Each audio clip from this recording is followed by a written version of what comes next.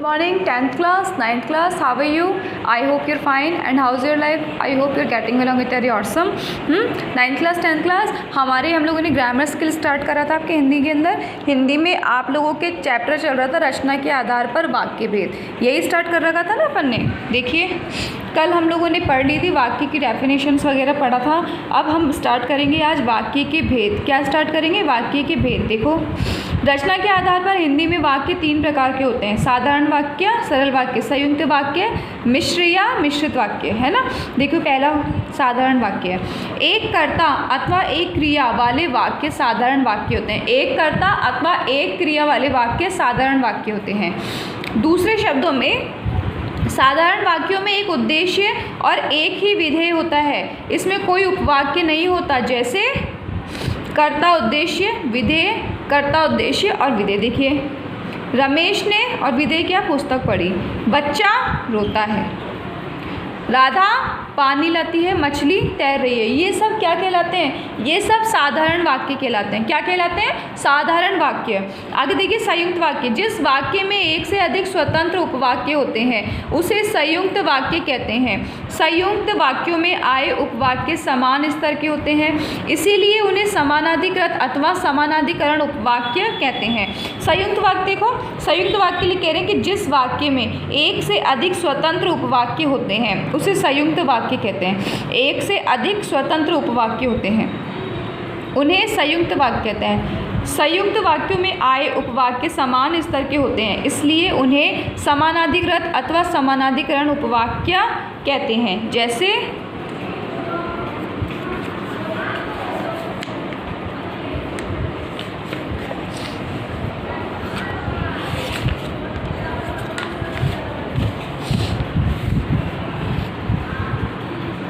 देखिए जैसे राम आगे बढ़ता रहा किंतु हरि पिछड़ता रहा। बच्चों उपवाक्य जानते हैं ना, उपवाक्य कैसे कहते हैं? उपवाक्य वो होते हैं जिसका अर्थ एक वाक्य पर डिपेंड ना होकर दूसरे वाक्य के साथ निर्धारित हो।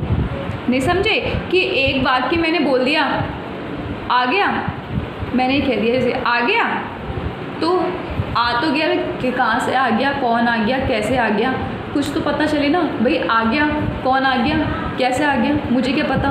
बोल रही हूँ ना मैं इस तरह से। तो मैं अगर ये बोलूँ अरे तुम स्कूल से आ गए, मतलब अरे तू स्कूल से आ गया, अब समझ में आया इसका? तो ये उपवाक्य होगी ना, अरे तू, ये भी एक वाक्य है, शब्द नहीं वाक्य है। जैसा कि इसमें कहा कि राम आगे तो बढ़ता रहा किंतु हरि पिछड़ता रहा। महेश ऊपर से प्रसन्न था परंतु उसका हृदय रो रहा था। सूरज छिप चला था इसलिए सब घर जाने लगे। गाय जंगल से लौटेगी और वे चारा खाएगी। सुनामी लहरों ने लाखों घर नष्ट कर दिए और असंख्य लोगों की बलि ले ली। मैंने तुम्हें बार बार पुकारा परंतु तुमने मेरी आवाज़ नहीं सुनी। स्त्रियां कपड़े धो रही हैं, बच्चे खेल रहे हैं और पुरुष बातें कर रहे हैं। संयुक्त वाक्यों में पर, परंतु, लेकिन, किंतु और तथा, एवं, अतः, इसलिए, अतएव या अथवा आदि संयोजकों का प्रयोग होता है। कभी कभी समुच्चय बोधक अवयव चिन्हों का लोप भी होता है ना।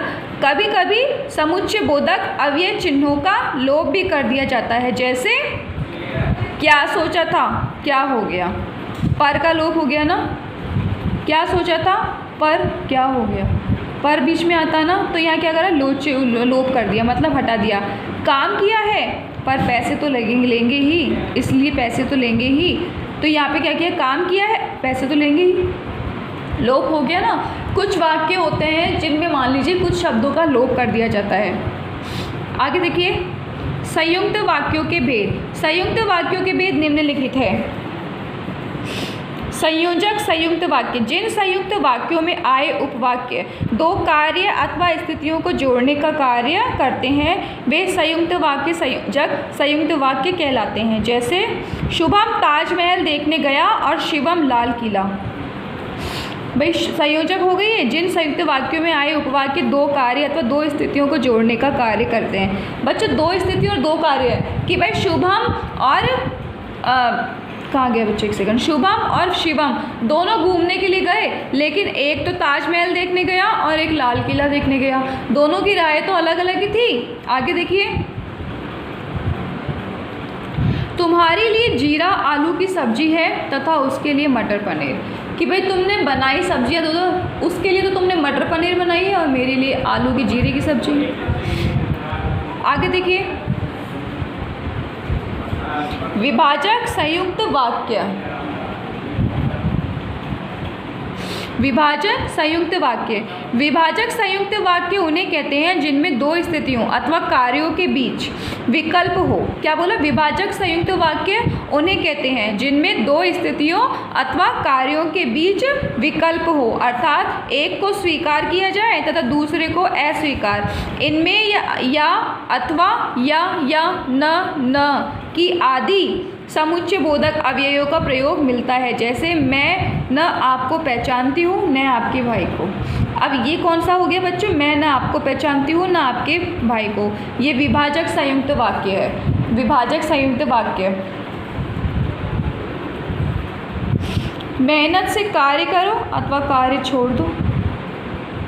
अब देखिए, विरोधवाचक संयुक्त वाक्य। जब उपवाक्यों में विरोधाभास हो तो ऐसे संयुक्त वाक्य विरोधावाची संयुक्त वाक्य कहे जाते हैं। ये प्राय लेकिन मगर परंतु बल्कि आदि अवयवों से जुड़े होते हैं, जैसे महात्मा गांधी आमरण अनशन नहीं करना चाहते थे लेकिन अंग्रेज सरकार ने उनकी बात नहीं मानी।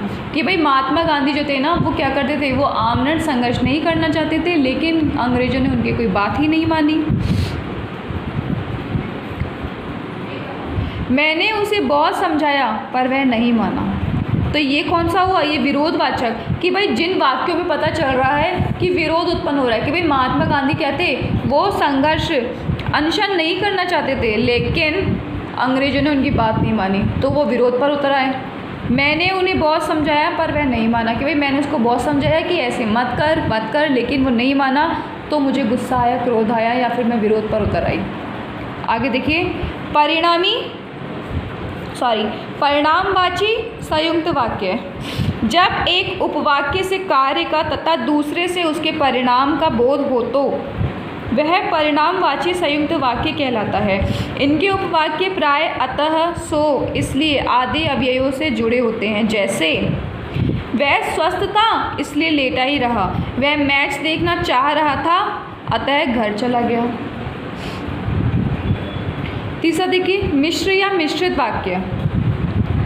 जिस वाक्य में एक स्वतंत्र अथवा प्रधान उपवाक्य होता है तथा प्रधान उपवाक्य पर आधारित अन्य आश्रित उपवाक्य होते हैं उसे मिश्र वाक्य कहते हैं। जैसे मैं वह गाड़ी चलाता हूँ जिसे पहले मेरा मित्र चलाया करता था। इस उदाहरण में मैं गाड़ी चलाता हूँ प्रधान उपवाक्य है जिसे पहले मेरा मित्र चलाया करता था आश्रित उपवाक्य है जो प्रधान उपवाक्य पर आधारित है, अतः वह मिश्र वाक्य है।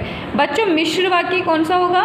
मिश्र वाक्य, सुनो मेरी बात, मिश्र वाक्य वह है जहाँ पर आश्रित हो, मतलब एक वाक्य दूसरे वाक्य पर आश्रित हो। जैसे कि इसने एग्जाम्पल दिया कि मैं आज वो गाड़ी चलाता हूँ जिसे कल मेरा मित्र चलाया करता था, मतलब मैं आश्रित तो उस पर ही हूँ क्योंकि उसकी मदद से तो मैं उस गाड़ी को चलाना सीख पाया हूँ। अगर वो उस मदद से मैं इस गाड़ी को चलाना नहीं सीख पाता तो मैं इस गाड़ी को चला पाता क्या? नहीं ना। अगर उसने मुझे नहीं सिखाया होता तो मैं चला पाता क्या? नहीं। तो वो किस पर आश्रित है? अपने उस मित्र पर, कि आज वो उस गाड़ी को चला रहा है जिसको कल उसका मित्र चलाया करता था। समझ आया कैसे हुआ है मिश्रित वाक्य? आगे देखिए, उपवाक्य। संयुक्त या मिश्र वाक्य जिन छोटे छोटे वाक्यों के मिलने से बनता है उन्हें उपवाक्य कहते हैं। उपवाक्य के तीन भेद होते हैं, प्रधान उपवाक्य, आश्रित उपवाक्य और तीसरा और है समानपदी उपवाक्य। प्रधान उपवाक्य में देखिए, जो उपवाक्य वाक्य का मुख्य अंश होता है और बिना किसी अन्य उपवाक्य की सहायता के अपना पूरा अर्थ प्रकट कर देता है, उसे प्रधान उपवाक्य कहते हैं। दूसरा देखिए, आश्रित उपवाक्य, जो उपवाक्य अपना अर्थ प्रकट करने के लिए किसी अन्य उपवाक्य का आश्रय लेता है उसे आश्रित उपवाक्य कहते हैं। अब देखिए एग्जाम्पल, मैं जानता हूँ कि वह चोर है, क्या यह वही मकान है जिसे तुम्हारे पिता ने बनवाया था? प्रथम वाक्य में मैं जानता हूँ प्रधान उपवाक्य है क्योंकि यह अपना अर्थ पूर्ण करने के लिए किसी अन्य उपवाक्य पर आश्रित नहीं है। कि वह चोर है, जानता हूँ क्रिया का कर्म है, अतः यह आश्रित उपवाक्य है। इसी प्रकार क्या यह वही मकान है? प्रधान उपवाक्य है। जिसे तुम्हारे पिता ने बनवाया था। मकान संज्ञा की विशेषता बता रहा है, अतः यह भी आश्रित विशेषण उपवाक्य है। समान पदीय उपवाक्य। यह उपवाक्य किसी अन्य उपवाक्य पर आश्रित तो नहीं होता, किंतु उसके साथ समान स्तर पर जुड़ा होता है, इसलिए इसे समान पदीय उपवाक्य कहते हैं। इसके 4 भेदों के बारे में संयुक्त वाक्य पर विचार करते हैं। समय बताया जा चुका है। आश्रित उपवाक्य के भेद। आश्रित उपवाक्य 3 प्रकार के होते हैं: संज्ञा उपवाक्य, विशेषण उपवाक्य, क्रिया विशेषण उपवाक्य। देखिए, संज्ञा उपवाक्य।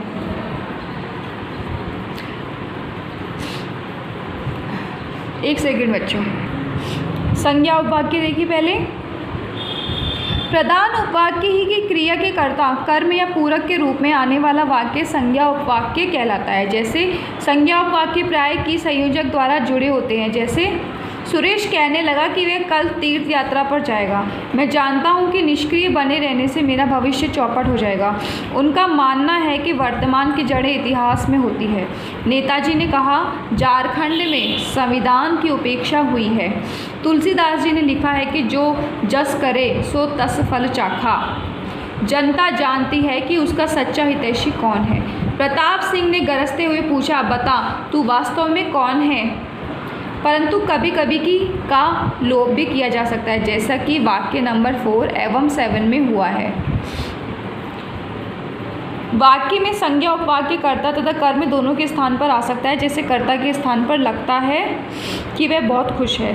कर्म के स्थान पर मैं जानता हूँ कि वह आपका भाई है।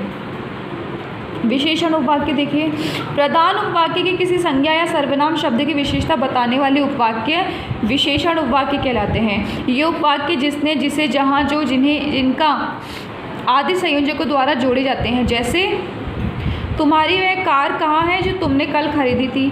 वे वस्तुएं कहाँ रखी है जिनका संबंध हमारे वंश से है? मुझे ऐसी जगह की तलाश है जहाँ मुझे शांति मिल सके। तुम्हारे वे मित्र कहाँ गए जिन पर तुम्हें बड़ा भरोसा था? यह वही आदमी है जो रात को यहाँ आया था। ये ही वे हथियार हैं जो आतंकियों से बरामद हुए थे। उन दिनों को याद करो जो हमने साथ साथ बिताए थे। तीसरा देखिए, क्रिया विशेषण उपवाक्य। प्रधान उपवाक्य की क्रिया की विशेषता बताने वाले उपवाक्य क्रिया विशेषण उपवाक्य कहलाते हैं। ऐसे वाक्यों में जब, जैसे, वैसे, कैसे, जिधर, ज्यों ही, त्यों ही, जहाँ, वहाँ, जितना आदि संयोजकों का प्रयोग होता है। इसके भेद निम्नलिखित है।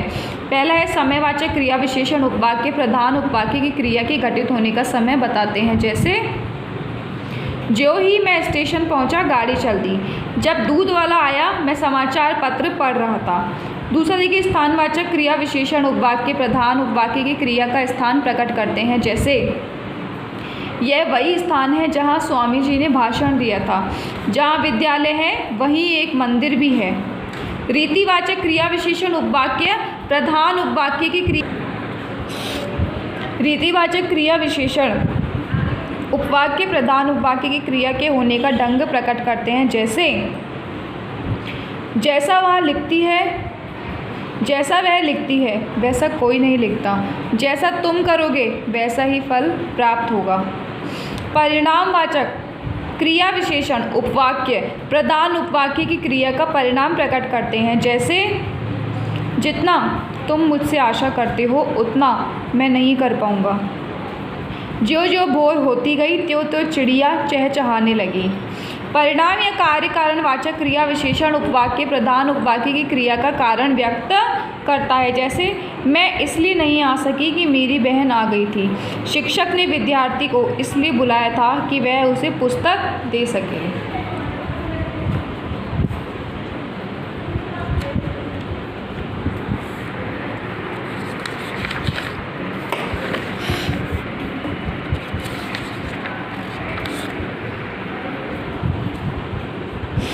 शर्तवाचक क्रिया विशेषण उपवाक्य प्रधान उपवाक्य की क्रिया के होने की शर्त प्रकट करता है। जैसे यदि ईमानदारी से कार्य करोगे तो अच्छा फल मिलेगा। अगर तुम प्रथम आए तो वजीफा मिलेगा। वजीफा समझते हो बच्चों? इनाम। विरोधवाचक क्रिया विशेषण उपवाक्य प्रधान और बच्चों एक बात और ध्यान रखना, वजीफा जो है एक उर्दू शब्द है। विरोधवाचक क्रिया विशेषण उपवाक्य प्रधान और सहायक उपवाक्य की क्रियाओं के विरोध को व्यक्त करता है। जैसे यद्यपि घर पास ही था फिर भी मैंने रिक्शा किया। चाहे तुम कुछ भी कर लो तो भी वह नहीं मानेगा। प्रयोजनवाची क्रिया विशेषण उपवाक्य प्रधान उपवाक्य की क्रिया के होने का प्रयोजन प्रकट करता है। जैसे जैसा कानून हम चाहते थे वैसा ही बन गया। रसोई का दरवाज़ा बंद कर दो ताकि बिल्ली न आ जाए। आगे हम बच्चों हैं वाक्य के तत्व, वो हम पढ़ते हैं मंडे को। लेकिन अब मेरी बात सुनो बच्चों, ज़्यादा कोई हार्ड लैंग्वेज नहीं है। एग्जाम्पल्स आपको दिए हुए हैं, एग्जाम्पल्स आप लोग देखते जाएंगे तो आपको समझ में आ जाएगा कैसे क्या करना है। ज़्यादा इतना हार्ड नहीं है। और मैंने इतना स्पीडली इसलिए ले लिया है बच्चों क्योंकि ये ईजिली है। वाक्य के भेद वगैरह जो बताए गए हैं इतना कुछ हार्ड नहीं पड़ रहा है। एक बार और तुम लोग पढ़ोगे, वीडियो को सुनने के बाद में एक बार खुद भी लेके बुक पढ़ने बैठोगी ना तो तुम्हें समझ में आ जाएगा। कोई ज़्यादा हार्ड नहीं है, चैप्टर समझने लायक है। Okay, 9th class 10th class आप लोग प्रैक्टिस करते रहिए। Now bye.